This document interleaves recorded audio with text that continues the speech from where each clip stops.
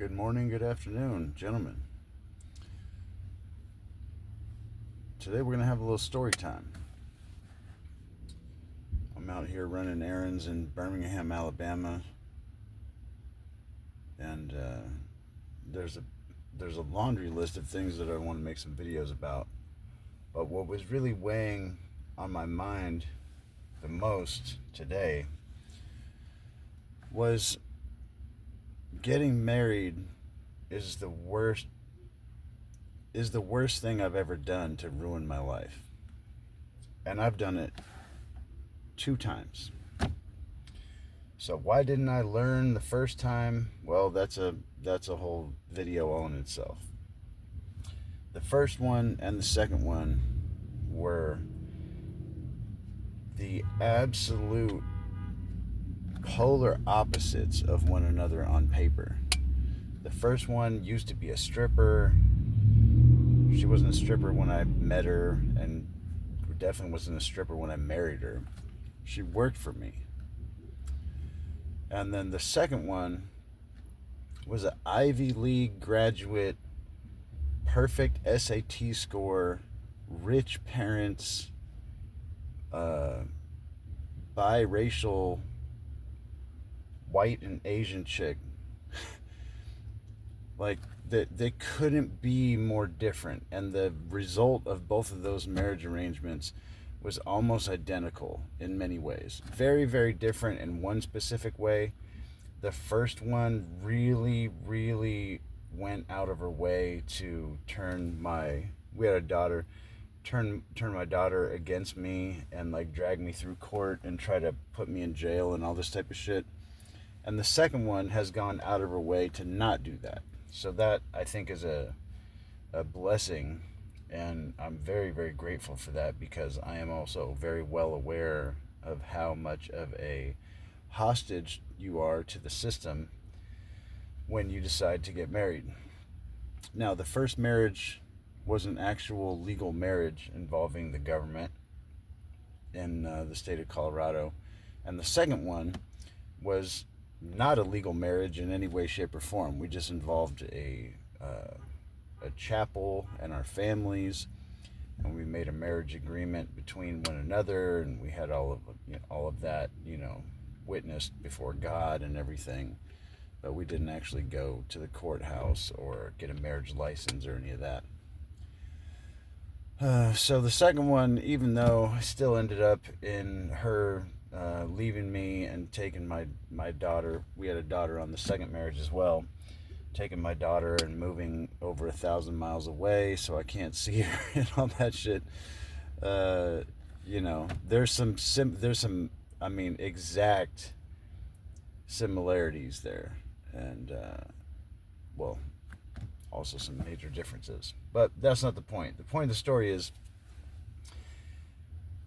by far, the worst thing I've ever done to ruin my life, in terms of wasting time and wasting energy and wasting money and killing whatever momentum I had going forward in a career and with a circle of influence of friends and acquaintances. By far the worst thing I've ever done is get married. Each time I did it, it completely bombed out my life. And of course, the common denominator is me, not them. It's 2 different women that couldn't be more different. So the real question is, what's going on with me that's so you could use many different adjectives to describe it. What about me is so difficult to be with? What about me is so difficult to be around? What about me is so dysfunctional? What about me is making such bad decisions and then doubling down on them? What about me is making such compounding bad decisions that I have bankrupted myself 2 times now, over getting married to a chick? And those are all videos that can be done all on their own. the main purpose of this video is to just give a comparison and put a warning out there to some gentlemen that may be kind of considering the arrangement of marriage in America, or may have just gotten divorced and be kind of bummed out about it, and be thinking about trying to go back to your wife, or trying to get her to come back to you, or whatever it might be in terms of some type of reconciliation. And I would say run and hide. Dodge that shit as quickly as possible. And I know people would say, well, you don't know my situation, and it could be different than yours and all that. Of course, your situation is different than mine. But for you guys out there that haven't gone through this yet, let me just give you a point of reference here. Okay, so it's at the time of this video, it's like towards the end of February in 2025. Back in 2010, in December, I was in San Diego, California, and I got busted by the County of San Diego sheriffs and the federal DEA Joint Task Force for, if I can quote one of the officers that testified against me, it was a very, very sophisticated cannabis growing and distribution operation that also involved a small amount of firearms manufacturing. And so depending on how much you know about the legal system and getting prosecuted for charges like that, that is a serious problem. That is an expensive problem. That is a problem that is going to occupy all of your time and energy for a very long time. That did not compare at all to my first divorce, which my first divorce, I was married in 2001, divorced in 2002. I'm still making payments on that now. It's 2025. All right? My court case didn't actually get picked up by the feds. It was the county of San Diego that picked it up. And I won't bore you with all the stupid ass details about how ridiculous the legal system is, and all the loopholes, and all of the kind of backroom agreements that these cops and the feds make with one another, and how low IQ most of them are, and how it's so convenient that the police don't actually have to know the laws that they're being paid to enforce. But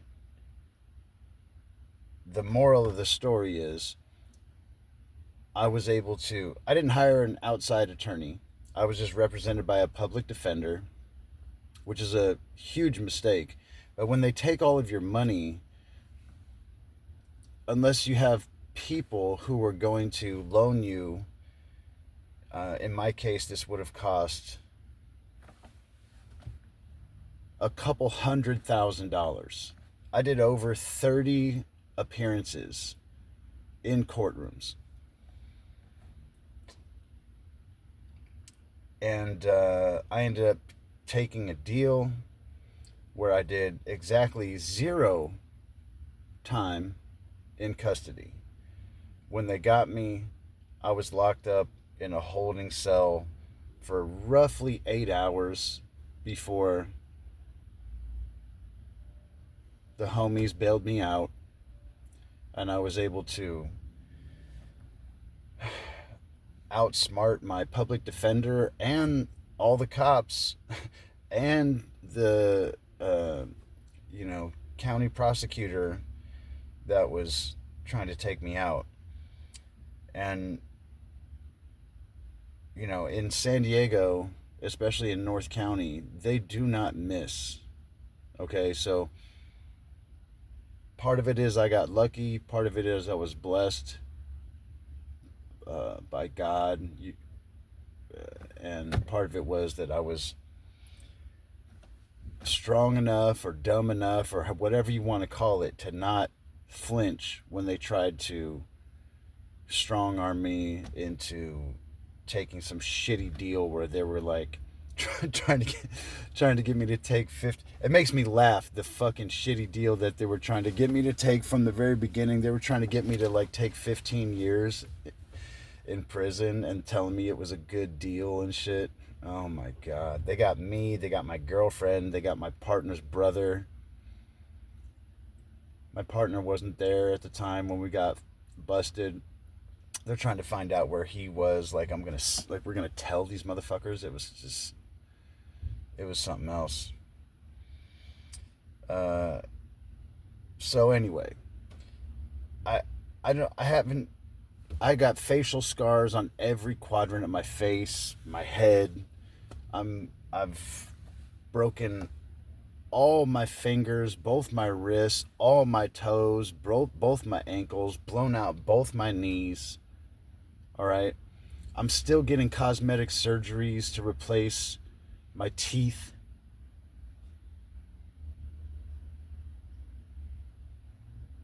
I come from a broken family. And I'm not some kind of like street tough guy. I'm pretty much a normal guy. I'm like a nice guy. Okay? So I'm not saying this to try to like pump myself up as some kind of like, oh, I'm some tough street guy. I'm just saying you do what you got to do to survive when you're put in a position where you have no options. And if you make shitty choices, you very well may be the one that puts yourself in a position where you have no options. And then you'll learn that maybe things aren't as scary out there as they want you to think. Maybe you can do more than what you think you can. Maybe you can get away with more than what you think you can. Maybe you won't. But there's no guarantees in life. Everything is a gamble to a certain degree. So, all that about the court case and the getting raided by the cops and all kinds of street shit type of issues with people that are in the business of dealing various substances and weapons in a city that undeniably is controlled by various cartels from Mexico, and they compete with various cartels from California. One of them is the cops. And if you dabble your toes in the deep end of that pool long enough, you're going to meet these people and you're going to have to deal with them. And what I found out was at the end of my probation, I ended up doing 2 years of court appearances. Like I said, I went to court over 30 times. I'd have to go back and count. I think it was closer to 40. And it took 2 years to get that all handled. And the only reason they even got me that bad was because the cops took all my guns. I'll give you some of the details, some of the interesting details. They took all my guns, obviously. When they bust you and you got drugs, they take all your guns, right? And then 6 months into these court appearances, one of these judges at a pretrial hearing dismissed the fucking case. Straight up dismissed the case. Because the cops did so much gangster shit trying to bust us, they broke every fucking rule in the book. And it was blatantly obvious to this judge that their case had just holes, massive gaping holes in it. It wasn't going to hold up in court, and I wasn't going to flinch. I was going to take this motherfucker to trial and make them get a jury convict me. And that wasn't happening. So the judge dismissed the case. Then we got the judge to issue an order for the return of all the private property. I didn't even want all the weed growing equipment back. I didn't even give a shit about any of the weed that they took or any of the shit. I just wanted all my guns. All right. Come to find out, one very specific, very expensive, very custom uh, rifle was missing from evidence. And that rifle had got sent to the Department of Justice in Sacramento, and the Department of Justice in Sacramento said it was legal, and they sent it back. This was the Escondido Police Department in North County, San Diego. They thought this particular rifle was super illegal, and they were going to be able to put me away for even longer because of this. And in California, there's all kinds of crazy, stupid-ass laws about what guns you're allowed to have and what you're not allowed to have. So they were trying to throw me under the bus for this one particular rifle. They sent it to DOJ in Sacramento. Sacramento looked at it and was like, man, you guys are tripping. This is actually legal. This guy, it was obvious that I knew more about the gun laws that they did. It's fucking hilarious when you think about it. So anyway, they sent it back to Escondido PD, and then it went missing. Somebody took that shit home. They were like, fuck this guy. He's going away forever anyway. I'm keeping this shit. And they took it. God knows what happened to it.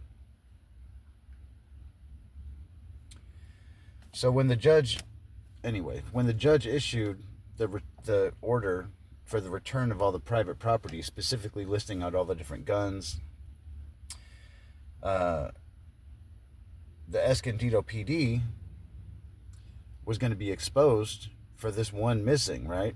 That was clear that somebody from their department stole. And God knows they didn't want that to happen. So they decided that they were going to re-prosecute my case. Now, you've heard of something called double jeopardy. That's bullshit. Double jeopardy doesn't actually exist. That's some shit out of the movies. Stop watching movies. Don't get your legal system education from Hollywood. They're going to fucking lie to you. Now, this is California, all right? This is 2010, 2011. So they re-prosecute the case. Me, the homie, the girlfriend. Everybody gets their ass dragged back into court. And now they got a different judge. Because the Ninth Circuit, I'm sure all the other circuits work this way too, they rotate the judges around. So if this judge lets you go, 6 months later, he's working in a different court somewhere else, and they got a new judge. And so they had already kind of pre-gamed this court case with this new judge. And this new judge was going to fucking throw me in jail forever. So I had to take a deal. The first time they prosecuted me, I got the case dismissed because of the crazy gangster shit that the cops were doing. On the second prosecution, with the same case, with the same evidence and everything, they had a judge that was going to overlook all that and just throw me in fucking prison for the rest of my fucking life. So I did what I had to do to make sure that my little girlfriend at the time didn't go to fucking prison for doing nothing, and that the homie's brother didn't go to fucking prison for his very minimal amount of participation in our little setup. So I did 3 years of probation. That was it. I didn't go. What? All right. So I took a deal. 3 years of probation later, I realized I just got taxed. You know? They looked at how much money they thought we were making. They looked at what we had going on. They kind of did some math on it, and they figured what they were missing out on. They didn't get their cut. So they taxed my ass. It's one way to look at it. That's how I look at it. So if you're going to deal in the black and gray markets, just be careful. Make sure you pay off the people that need to get paid off, because if you don't, you will get taxed. And if you don't think you're going to get taxed, run with it, man. Go ahead. You might not. You might be all right. So that's the end of that little story. And that's just to make sure that you know I'm not coming off some bullshit when I say getting married was the worst thing I ever did to ruin my life. Getting married even dwarfs, by comparison, this terrible situation that I put myself in with the feds and the sheriffs and the police and the courts and the prosecutor and all these people, right? By the end of the 2 years of going to court, the public defenders had me delivering weed to their office. I don't give a fuck about outing these guys. They're cool. Weed's legal out there now. They don't give a shit.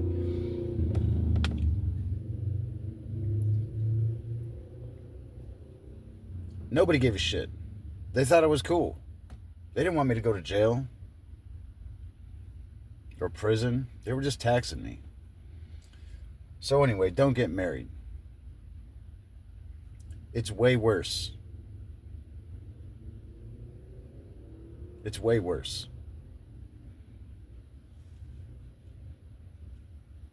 It's way more expensive. And if you have children, when your chick bails on you and takes your kid or your kids and turns them against you,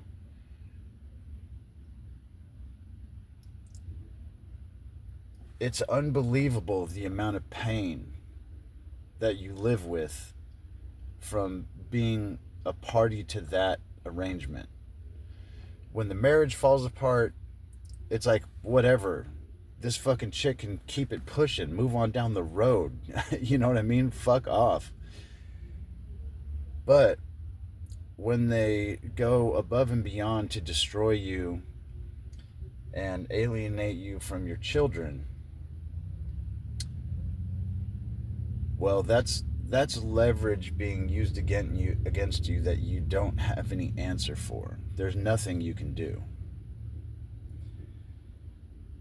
And they'll string you out on payments for the rest of your life.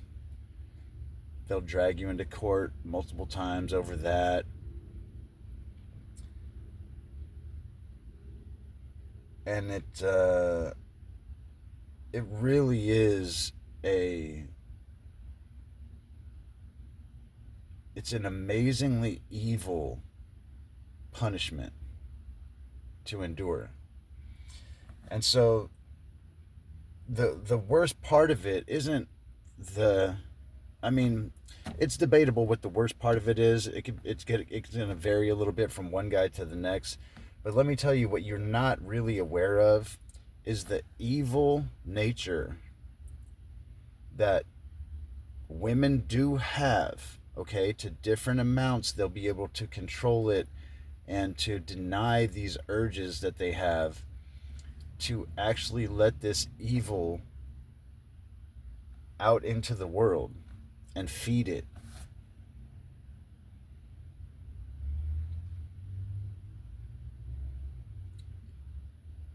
It's amazing.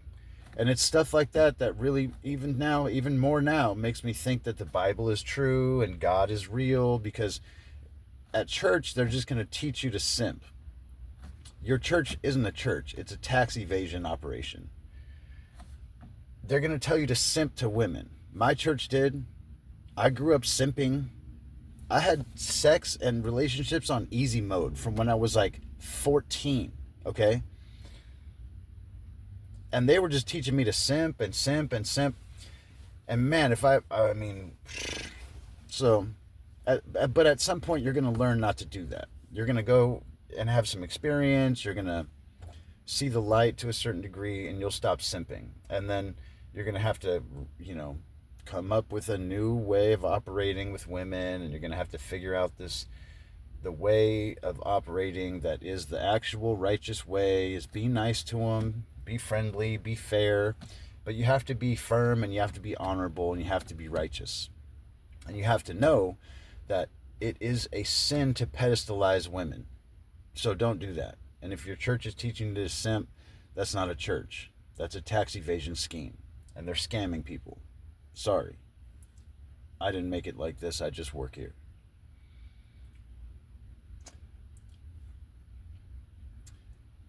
So yeah, watch out with the marriage, boys. Watch out.